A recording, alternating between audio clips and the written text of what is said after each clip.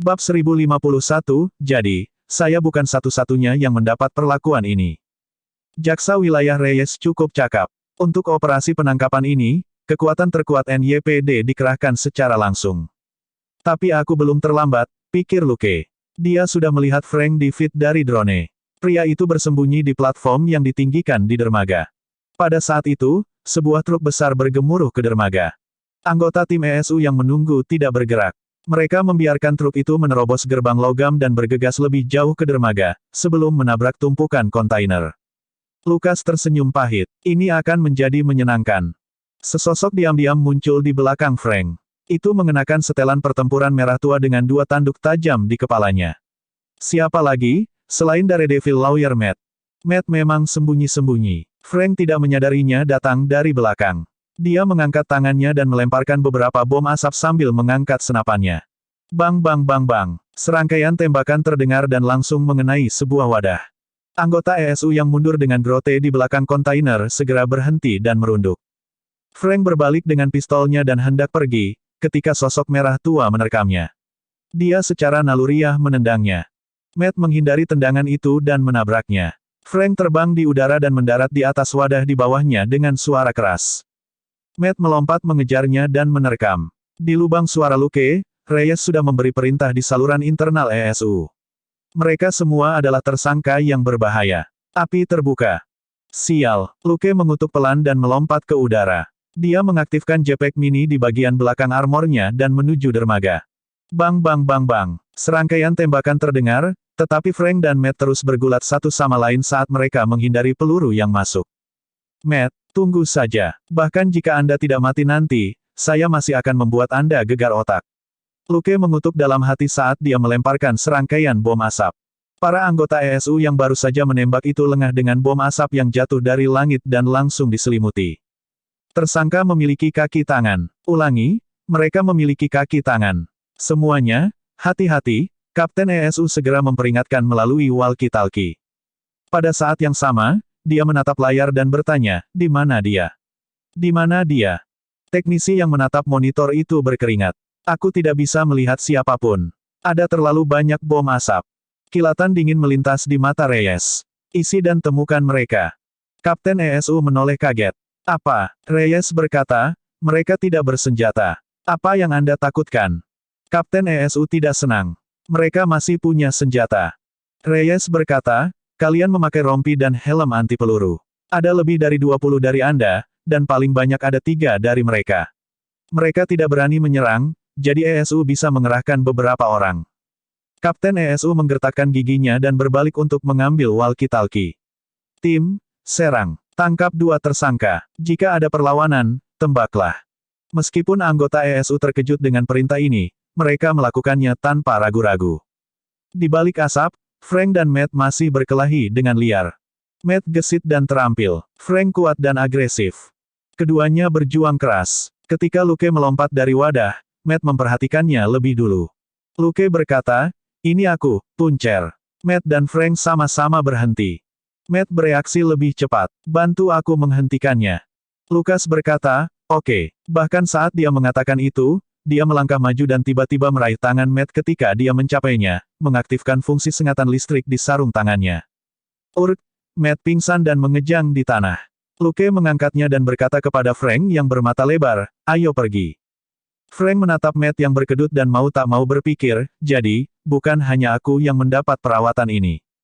Tapi kemudian dia kembali ke akal sehatnya. Tunggu, aku harus menangkap Grote. Luke tidak membuang waktu. Dia melemparkan Matt padanya. Kau bawa dia. Aku akan mendapatkan Grote. Frank, bawa dia ke West 57 Th Street, atap di seberang Firibird Bar. Lukas berkata, oke. Mereka berdua menyelesaikan percakapan mereka dalam beberapa kata dan berpisah.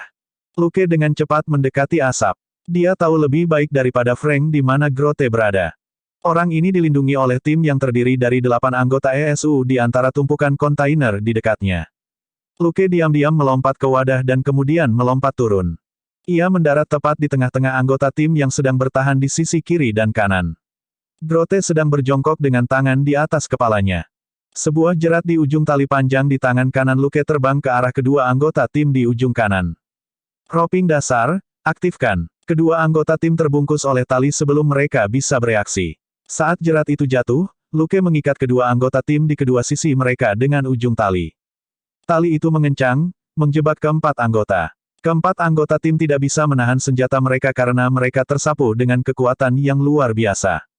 Mereka terhuyung mundur dan berteriak serempak. Namun, saat mereka berteriak ketakutan, tali kedua sudah terbang kedua anggota tim di paling kiri, yang juga diikat bersama segera setelah mereka berbalik. Dengan jentikan tangan kiri Luke, sebuah jerat muncul di ujung tali kedua, menjebak satu anggota di sisi kiri. Dengan jentikan tangan kanannya, anggota terakhir juga diikat dengan tali terakhir. Dalam waktu kurang dari 3 detik, kedelapan anggota tim telah ditangkap. Tangan mereka terikat dengan baik dan benar. Lengan mereka ditekan erat ke tubuh mereka dalam ikatan mereka, mencegah mereka bahkan memutar senjata mereka. Peringatan itu datang terlambat pada saat itu. Serangan musuh, serangan musuh. Ah! Apa yang kamu lakukan? Apa yang kamu lakukan, Falco?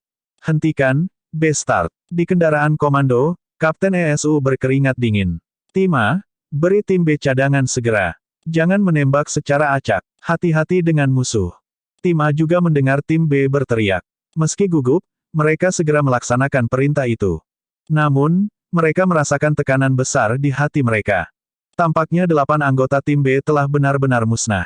Dalam beberapa detik, tidak ada lagi teriakan. Saat mereka mendekat, mereka masih harus berhati-hati agar tidak secara tidak sengaja melukai rekan satu tim mereka. Itu adalah situasi yang benar-benar suram. Namun, itu adalah rekan satu tim mereka. Mereka harus segera menyediakan cadangan. 20 detik kemudian, tim A akhirnya mencapai lorong di antara kontainer tempat tim B bersembunyi. Punggung mereka basah oleh keringat. Dalam hitungan saya, bergerak bersama 3, 2, 1, pemimpin tim memerintahkan dengan suara rendah. Di akhir hitungan mundur, 8 orang bergegas masuk dari kedua sisi dengan senjata di tangan mereka. Lalu, mereka tercengang. Di tengah asap, sekelompok besar orang muncul di depan mereka. Jelas dari pakaian mereka bahwa itu adalah tim B. Namun, 8 anggota tim B telah ditumpuk bersama. Bab 1052, terikat, dan naif. 8 anggota tim B berjuang saat mereka mencoba berteriak. Namun, mereka teredam oleh pita yang menutupi mulut mereka. Mereka ditekan erat oleh tali di sekitar mereka, yang membuat mereka sulit untuk mengerahkan kekuatan apapun. Di kendaraan komando, Kapten tidak mendengar apa-apa. Dia cemas. Tim, bagaimana situasinya? Apakah ada korban di tim B? Kata-katanya membangunkan anggota tim A, dan salah satu dari mereka dengan cepat menjawab, "Negatif, Kapten, mereka seharusnya baik-baik saja." "Kapten, bagaimana dengan para penyerang? Apakah mereka menangkapnya?" Anggota tim tampak berkonflik. "Negatif. Rekan satu tim mereka yang tertangkap sebagai gantinya. Mereka diikat dalam tumpukan dan bahkan disumpal." 5 menit kemudian, wajah Kapten Tim dan Reyes menjadi pucat saat mereka melihat sekelompok anggota ESU di antara kontainer. Reyes mengepalkan tinjunya dan menekan keinginan untuk mengutuk. Dia menatap dingin ke Kapten ESU di sampingnya dan berkata, "Jika semua anggota ESU berada di level ini, aku sangat menyarankan kalian kembali ke Akademi Kepolisian." Dengan itu, dia berbalik dan pergi. Di belakangnya, Kapten ESU tampak sangat malu, tetapi dia tidak bisa mengatakan apapun untuk membantahnya. Di depannya, hanya setengah dari 8 anggota tim B yang bangun. 4 lainnya masih berbaring. Tali di sekitar mereka sangat aneh. Memotongnya sekali tidak selalu memungkinkan mereka untuk melarikan diri. Mereka harus memotongnya beberapa kali. Namun, talinya tidak tipis, dan agak sulit untuk dipotong. Setelah memastikan aman, Reyes datang dan melihat keempat anggota ESU tergeletak di tanah seperti anak domba yang menunggu untuk disembelih. Dia tidak mengutuk di tempat, itu tidak akan membuat perbedaan. Setelah beberapa teriakan, 8 petugas polisi bersenjata lengkap telah diikat seperti pangsit. Apa yang lebih tidak dapat diterima adalah bahwa itu adalah penyerang tunggal, yang hanya membutuhkan waktu 10 detik dan beberapa tali panjang untuk menahan dan mengikat mereka. Dia benar-benar ingin bertanya, apakah semua orang di ESU babi mati? Tidak, bahkan babi mati tidak akan diikat begitu cepat. Namun, Reyes tidak marah seperti yang terlihat. Sebaliknya, dia lebih takut. Tidak hanya orang itu hidup, dia bahkan mungkin memiliki kaki tangan yang kuat. Apa yang harus dia lakukan? Reyes dipenuhi dengan kekhawatiran. Di sisi lain, Luke membawa Grote yang berkedut, yang mendapat perawatan sengatan listrik, saat dia berlari melalui gang kecil. Grote tidak bisa bergerak, tapi dia sudah sadar kembali. Dia bahkan lebih ketakutan ketika melihat Luke terbang melewati rintangan di gang seolah-olah mereka berada di tanah datar. Biarkan aku pergi, aku mohon. Grote baru menyelesaikan setengah kata-katanya sebelum dia pingsan karena sengatan listrik lagi. Lukas mengerucutkan bibirnya. Bagaimana bisa sampah seperti ini berani memohon belas kasihan? Jika bukan karena Frank tampaknya berguna bagi Grote, Luke pasti akan menembaknya sambil lalu di dermaga dan membunuhnya dengan rapi. 7 atau 8 menit kemudian, Luke tiba di bar yang disebutkan Frank dan langsung menuju atap di seberangnya. Frank mengendarai mobil kembali, tiba 2 menit lebih awal dari Luke, dan sekarang, mengikat Matt. Dia menggunakan rantai, bagaimanapun, saat dia mengikat Matt ke pipa di atap. Ketika dia melihat Luke kembali dengan Grote, dia hanya mengangguk dan mulai mengemasi perlengkapannya. Luke mengamati kotak-kotak besar yang ditutupi kanvas di atap, yang semuanya berisi senjata dan amunisi. Dia tidak bisa tidak bertanya, apa yang akan kamu lakukan dengan begitu banyak senjata? Frank berkata, bar Firibird di seberang jalan adalah sarang penting bagi anjing neraka. Luke berkata tanpa daya, apakah kamu harus membuat keributan besar? Selain itu, bukankah saya mengatakan bahwa saya akan membantu Anda memeriksanya? Mengapa Anda mengambil risiko pergi ke dermaga malam ini? Frank tidak mengatakan apa-apa sambil terus mengotak-atik senapannya. Luke berpikir sejenak, lalu berjalan mendekati Matt. Dia sudah bangun. Apa kau tidak punya sesuatu untuk dikatakan padanya? Matt menggelengkan kepalanya dan menatapnya. Puncer, kamu bersamanya. Lukas menggelengkan kepalanya. Aku hanya membantunya untuk saat ini. Matt berkata dengan marah, kamu benar-benar membantunya dengan pembantaian itu. Itu semua adalah makhluk hidup. Luke berkata, aku belum pernah bertemu dengannya sebelumnya. Aku baru saja menyelamatkan kalian berdua malam ini untuk mencegahnya dibungkam dan membuatmu terseret ke dalamnya. Matt membeku. Dibungkam. Luke menoleh ke arah Frank dan berkata, Samantha Reyes adalah dalang di balik operasi itu, dan dia juga yang membersihkan file-file itu. Jadi, mungkin saja dia ingin menggunakan ESU untuk membunuhmu malam ini dan membuat insiden itu hilang sama sekali. Frank berhenti. Mengerti. Dia kemudian mulai memeriksa senjatanya lagi. Matt bingung. Apa yang sedang terjadi? Luke masih menatap Frank. Apakah kamu ingin memberitahunya, atau haruskah aku? Frank tetap diam dengan wajah dingin. Luke tahu bahwa itu adalah izin diam-diam, jadi dia berbalik dan memberitahu Matt apa yang terjadi di taman lebih dari setahun yang lalu. Matt tertegun untuk waktu yang lama sebelum dia berbicara. Tapi kamu tidak bisa begitu saja membunuh tanpa pandang bulu seperti itu, kan? Anda bisa melalui jalur hukum. Frank mencibir. Naif. Tidak akan ada penyelidikan. Jika penyelidikan dilakukan, Reyes akan dimintai pertanggungjawaban atas operasi tersebut, dan begitu juga bawahannya. Lukas menggelengkan kepalanya. Juga, lebih dari 80 gangster di taman melepaskan tembakan hari itu sebelum mereka melarikan diri. Tidak ada cara untuk memeriksa apakah merekalah yang menyeret warga sipil ke dalamnya. Pada saat itu, dia menunjuk Frank. Entah dia menyingkirkan Bestard itu sekaligus, atau dia membiarkan orang yang membunuh istri dan anak-anaknya lolos tanpa hukuman. Mulut Matt menganga, dan untuk sesaat, dia tidak tahu harus berkata apa. Ini adalah kenyataan. Meskipun tidak semua dari 80 lebih gangster itu akan menembak keluarga Frank, mereka semua adalah peserta. Pertengkaran besar di antara merekalah yang telah membunuh keluarga Frank. Tidak masalah siapa pembunuh sebenarnya, mereka semua adalah pembunuh yang menyebabkan tragedi ini. Namun, undang-undang membutuhkan bukti. Bahkan ketiga geng itu sendiri tidak akan tahu siapa yang telah membunuh keluarga Frank, apalagi polisi. Menghimbau kepada hukum sama saja dengan menyerah. Hukum tidak maha kuasa, dan tidak ada cara untuk memberikan keadilan bagi istri dan anak-anaknya. Beritahu Frank untuk melepaskannya. Matt tahu itu tidak mungkin. Keluarga yang harmonis dan indah langsung direduksi menjadi satu orang, bagaimana orang bisa membiarkan itu pergi? Bahkan Matt sendiri baru saja kehilangan ayahnya. Frank, di sisi lain, telah kehilangan istri dan anak-anaknya dengan cara yang mengerikan. Frank berdiri, berjalan ke Grote, dan menendang pahanya. Grote berteriak, dia sudah bangun. Namun, Luke sudah mengikat tangan dan kakinya dengan tali, jadi dia hanya bisa berjuang di tanah. Matt tidak bisa menahan diri. Apa yang sedang kamu lakukan? Dia hanya mencuri mobil dan menjajakan beberapa obat-obatan. Frank meliriknya. Betulkah? Bab 1053, Konflik, Pilihan, Gangguan. Frank berjalan mendekat, meraih Grote, dan meninju wajahnya. Ini, beritahu teman kecil kita yang naif apa yang kamu lakukan pada malam tanggal 20 Desember. Grote bergidik. Tidak. Frank memukulnya lagi. Katakan, atau aku akan membunuhmu seperti ini. Wajah Grote berlumuran darah saat dia memohon, aku benar-benar tidak ingat.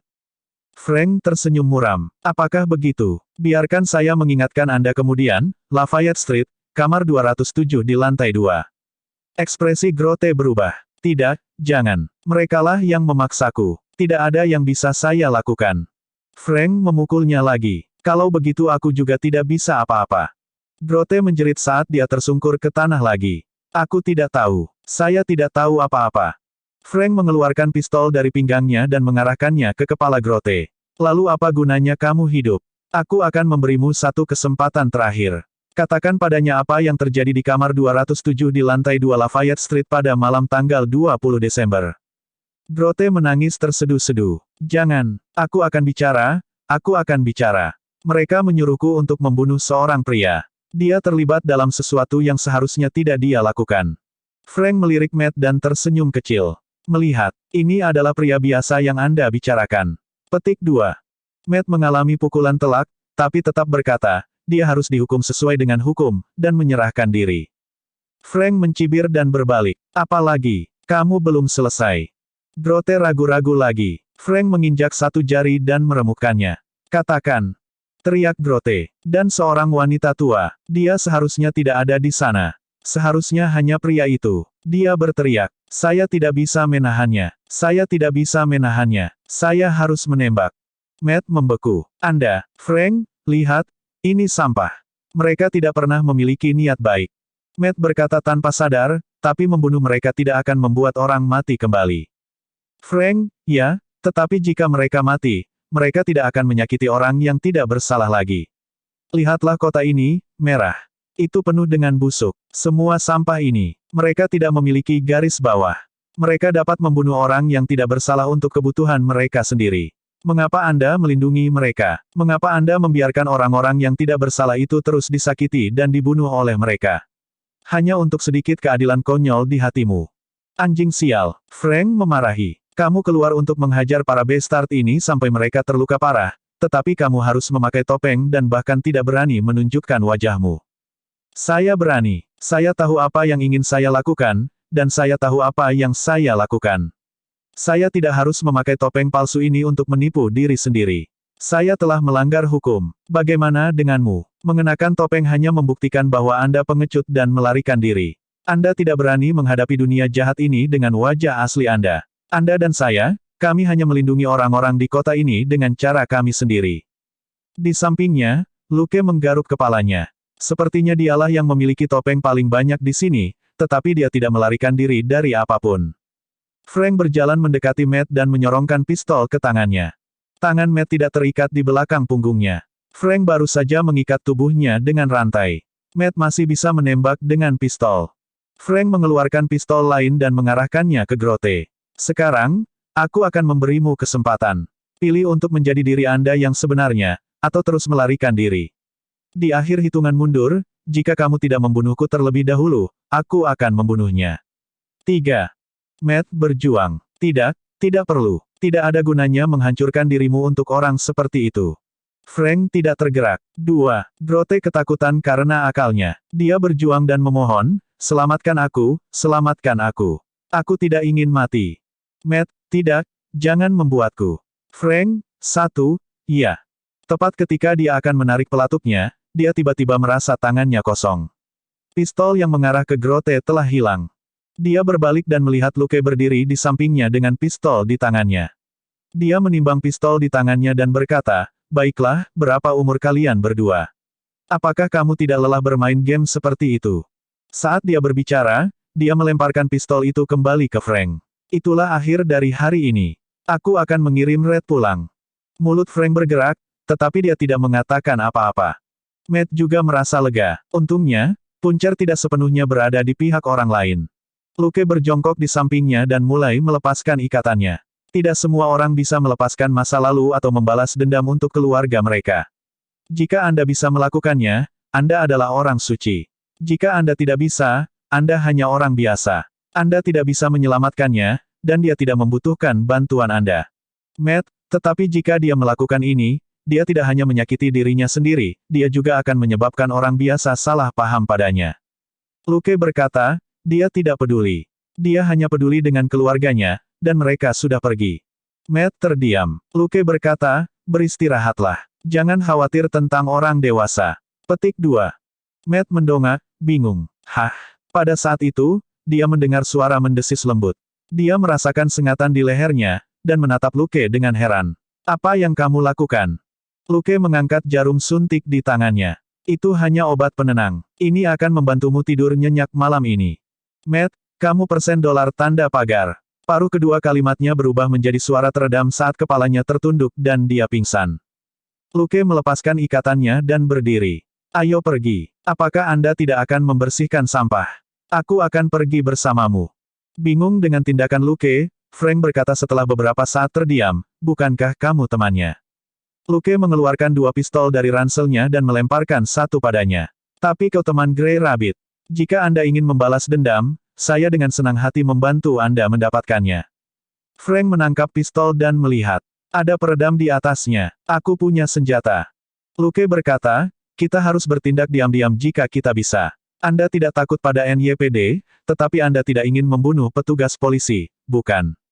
Jika kamu terus seperti ini, kamu akan dikelilingi oleh NYPD sebelum kamu selesai membersihkan musuhmu.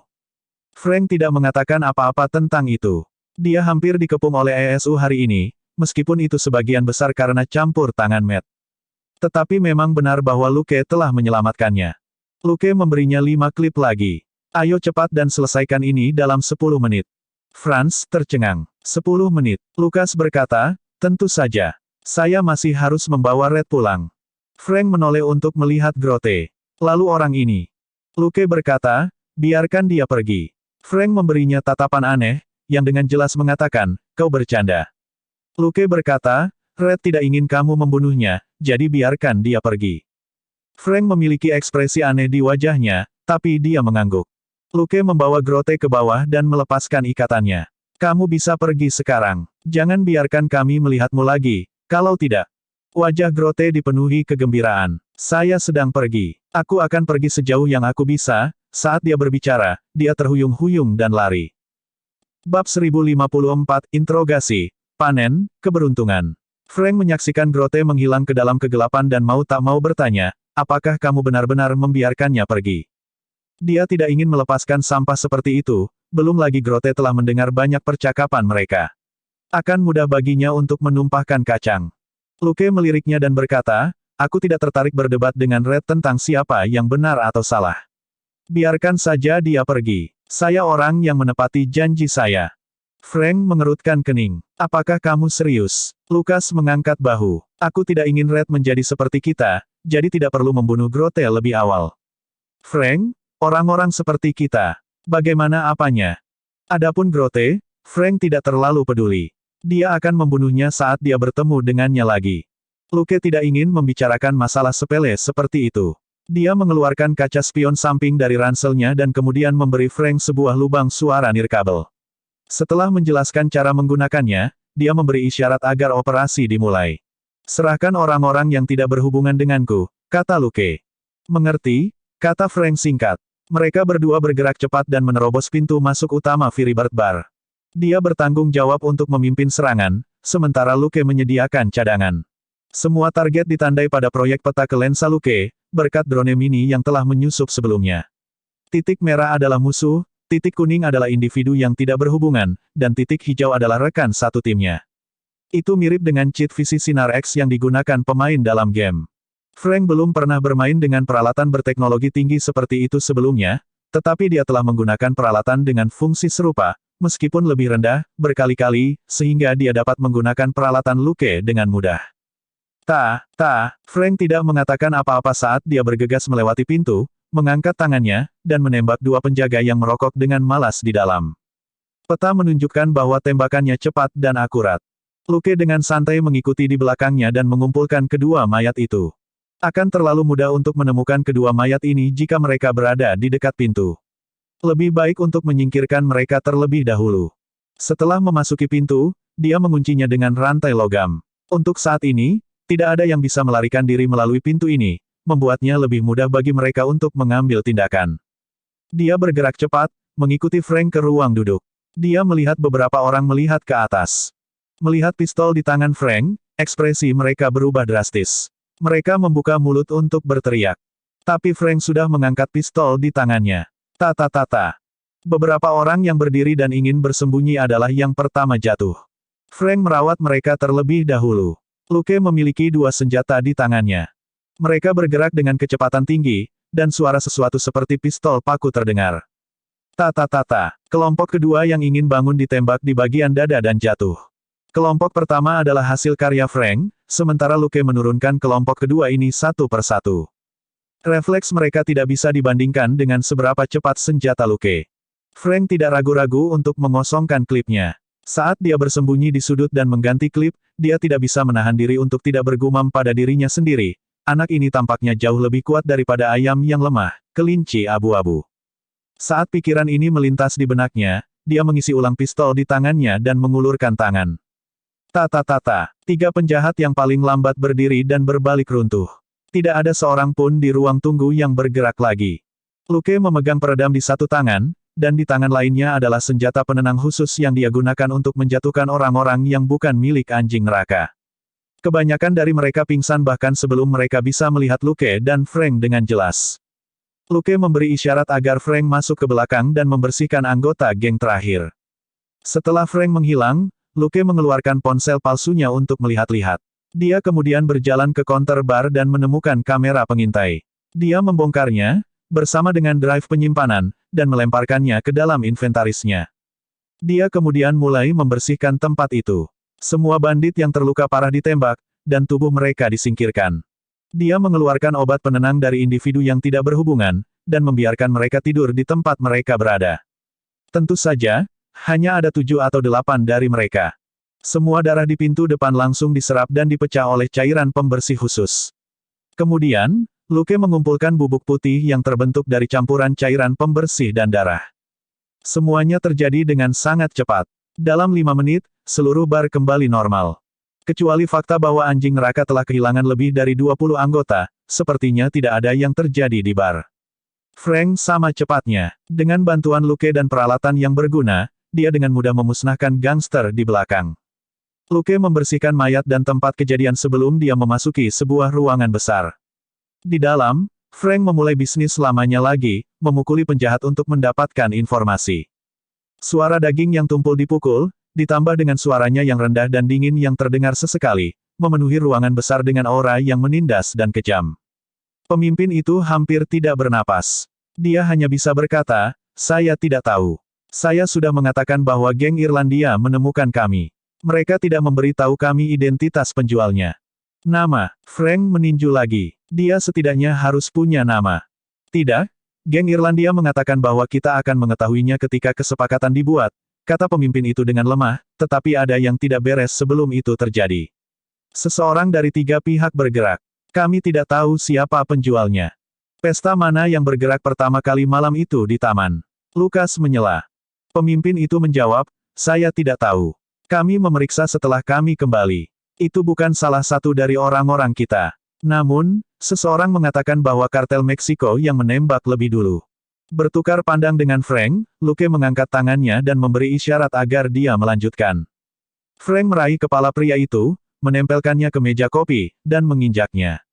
Retakan, leher pria itu retak, dan targetnya menjadi kaku dan berhenti bergerak. "Ayo pergi," kata Frank. Luke berkata, "Tunggu." Saat dia berbicara, dia berjalan ke lemari es kecil dan mendorongnya. Kulkas bergerak ke samping untuk mengungkapkan brankas. Frank mengerutkan kening. "Jangan buang waktu. Kami tidak memiliki kunci atau kode sandi. Beri aku 20 detik." Luke sudah mengeluarkan alat dan memasukkannya ke lubang kunci. Dia bergoyang dengan cepat beberapa kali, dan begitu sudah terpasang di tempatnya, dia mulai memutar tombolnya. Dalam waktu kurang dari 10 detik, pintu brankas terbuka dengan sekali klik. "Frank, Grey Rabbit mengajarimu." Lukas terkejut. Dia tahu bagaimana melakukan ini. Sudut mulut Frank berkedut. "Iya, faktanya, Kelinci abu-abu tidak terlalu buruk dalam membuka brankas, tetapi peruntungannya sangat buruk. Pertama kali dia membuka brankas, hanya ada sedikit uang di dalamnya, dan dokumen lain yang dikandungnya tidak ada hubungannya dengan misi mereka. Kali kedua dia mencoba mencuri sesuatu secara sepintas, dia hampir memicu bom di brankas. Setelah itu, tidak ada yang berani membiarkannya membuka brankas lagi. Sebagian besar target mereka bukanlah gangster biasa. Itu normal bagi mereka untuk memiliki bom di brankas mereka. Tidak ada yang berani membiarkan kelinci abu-abu menunjukkan keahliannya membuka brankas, karena takut dia akan mengirim semua orang ke surga suatu hari nanti. Karena itu, kelinci abu-abu tertentu sangat tertekan dan berkata bahwa surga tidak memberinya kesempatan untuk menjadi kaya. Bab 1055, bukankah kita bertemu lagi sekarang? Namun, puncer yang ditemukan Grey Rabbit ini jelas lebih beruntung. Ada lebih dari 30 gumpalan uang tunai di brankas, juga beberapa batangan emas dan beberapa perhiasan, itu setidaknya beberapa ratus ribu dolar semuanya. Luke memasukkannya ke dalam ranselnya. Kita akan membaginya nanti. Frank bahkan tidak repot-repot melihatnya mengemasi semuanya. Aku tidak tertarik, katanya santai. Kamu bisa menyimpannya sendiri. Luke berkata dengan acuh tak acuh, saya tidak kekurangan uang, tetapi aturan adalah aturan. Jika kita bekerja sama, kita harus membagi rampasannya. Saat Frank berjalan keluar, dia berkata, kalau begitu, Anda tidak bisa membuka brankas. Ini akan menghemat lebih banyak masalah. Petik 2. Luke berkata, ini juga bagus untuk membuat orang berpikir bahwa itu adalah perampokan, jika polisi atau FBI menargetkan kita. Franz terdiam sejenak. Apakah kamu takut pada mereka? Luke mengikutinya keluar. Saya tidak takut, tapi mereka bukan musuh saya. Mereka memelihara hukum dan ketertiban dalam masyarakat. Kebanyakan dari mereka bukan orang jahat. Saya tidak perlu memprovokasi mereka. Frank, terserah. Saat Luke bergerak melewati tubuh pemimpin, dia menyimpannya dengan pikiran sambil berkata, aku tidak ingin belajar darimu. Anda baru saja mengeluarkan peluncur granat. Apa yang akan Anda lakukan? Apakah Anda ingin menyalakan kembang api di Manhattan? Frank terdiam beberapa saat sebelum dia mengakui tanpa daya, aku akan meledakkan sepeda motor di luar dan memancing anjing neraka keluar.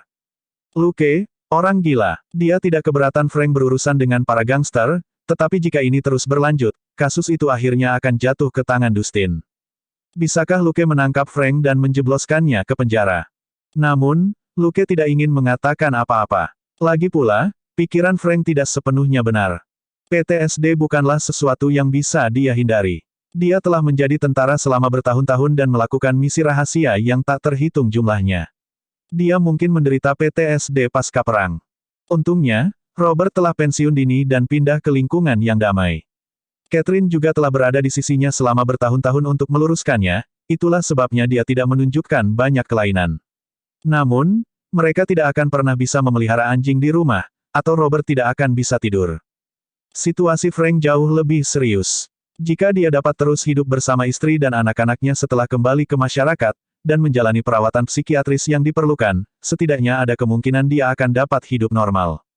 Tapi perang geng menghancurkan segalanya dan langsung menghancurkan hal yang paling dia hargai. Orang ini belum berubah menjadi orang gila yang dengan sengaja membantai orang yang tidak bersalah, tetapi dapat dikatakan bahwa dia memiliki garis bawah moral yang kaku. Frank awalnya adalah seorang pemimpin yang tenang dalam berpikir dan tegas dalam tindakannya, tetapi dia tidak menyelidiki kasus aslinya, dan hanya mengejar 3 geng. Itu karena dia takut melihat semua yang telah terjadi di masa lalu. Dia sangat takut bahwa dia tidak pernah kembali ke rumah. Rumah yang dipenuhi kenangan itu kini kosong. Itu akan membuatnya gila.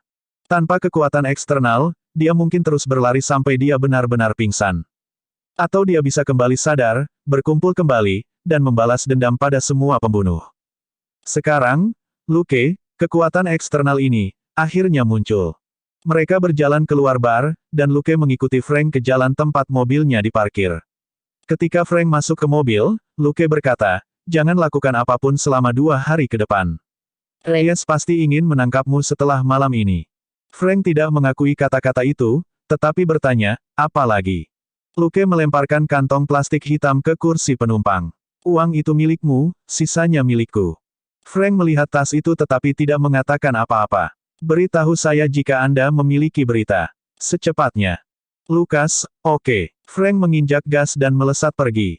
Luke kembali ke atap gedung apartemen, mengambil pengacara Matt, yang masih tertidur, dan mengirimnya kembali ke tempatnya. Tanpa pengacara Matt, gangguan ini, dia menyalakan telepon palsunya dan melihat alat pelacak di grotte. Dia tidak bisa membantu tetapi mengerutkan bibirnya. Yo, kamu benar-benar bisa lari. Anda sudah berada di New Jersey. Saat dia berbicara, sosoknya menjadi transparan. Jetpack di punggungnya diaktifkan, dan dia menembak ke langit. Mengemudikan mobil yang baru saja dia curi, Grotte menuju selatan ke terowongan Lincoln terlebih dahulu sebelum dia berbelok ke arah New Jersey. Dia tidak berhenti. Dia terus berlari ke barat. Dia ingin pergi dari New York. Dia tidak berani tinggal di New York lebih lama lagi. Punisher gila itu pasti akan membunuhnya. Meskipun dia baru saja lolos dari bencana, dia tahu bahwa jika Punisher melihatnya lagi, dia akan tetap memukulinya sampai mati tanpa ragu-ragu. Setelah mengaku bahwa dia telah membunuh wanita tua itu, dia tidak lagi memiliki nilai bagi penghukum. Puncherlah yang menghentikan Punisher kali ini, tetapi dari namanya, jelas bahwa mereka bersekongkol. Dia mungkin tidak seberuntung itu lain kali. Memikirkan itu, Grotte melaju melewati Weehawken dan memasuki distrik barat yang jarang penduduknya. Tiba-tiba, seberkas api melesat di atas kepalanya dari belakang dan jatuh ke bawah. Grotte secara naluriah menginjak rem. Ledakan. Mobil tiba-tiba berhenti. Kap mobil sebagian besar ambruk, dan seseorang yang mengenakan hoodie abu-abu berdiri di atasnya. Wajah Grotte menjadi pucat. Puncher. Dia sudah bisa melihat topeng yang menutupi seluruh wajahnya. Dia benar-benar yakin bahwa ini adalah kaki tangan Punisher itu. Luke melompat turun dengan ringan dari depan mobil dan berjalan ke kursi pengemudi. Dia meninju melalui jendela dan meraih Grotte. Ngeri, Grotte memohon, tunggu sebentar. Anda baru saja mengatakan Anda akan membiarkan saya pergi. Petik 2. Luke memiringkan kepalanya, seolah sedang memikirkan sesuatu. Hati Grotte mulai terbakar. Bagaimana jika orang ini seperti Red itu, orang baik? Dia akan bisa hidup. Tiba-tiba, dia mendengar tawa yang dalam, dan hatinya menjadi dingin. Luke terkekeh dan berkata, sudah kubilang jangan biarkan aku melihatmu lagi. Bukankah kita akan bertemu lagi sekarang? Grotte akhirnya mengerti. Persetan denganmu. Anda bermain-main dengan saya. Sesaat kemudian, Grotte dan mobil curiannya menghilang dari jalan. Luke menatap ke langit. Kenapa? Ini sudah sangat larut. Saya masih bisa membuat makan malam jika saya bergegas kembali. Petik 2. Begitu dia selesai berbicara, sebuah skuter muncul di depannya. Skuter itu pulang ke rumah. Langit malam gelap gulita seperti tinta, tetapi ada satu sampah yang berkurang, dan dunia adalah tempat yang sedikit lebih baik untuk itu. Keesokan harinya, Luke dan Selina pergi ke lab di Nassau County. Luke belum cukup lama berada di lab untuk mulai bekerja secara resmi ketika Jenny menelepon. Kamu di lab. Lukas tersenyum. Oh, apakah kamu memata-mataiku? Jenny mendengus. Saya melihat mobil Anda melewati jendela kantor. Haruskah aku berpura-pura tidak mengenali mobilmu? Lukas mengerucutkan bibirnya. Kantor Jenny ada di lantai 18, dan dia tahu mobil di jalan itu miliknya. Namun, dia masih berkata, maaf, kesalahan saya. Apakah Anda membutuhkan sesuatu? Petik 2. Jenny menghela nafas tak berdaya. Meskipun kamu sudah memeriksa dokumen penting perusahaan, tidakkah kamu peduli dengan fakta bahwa rencana akuisisi saham sudah selesai?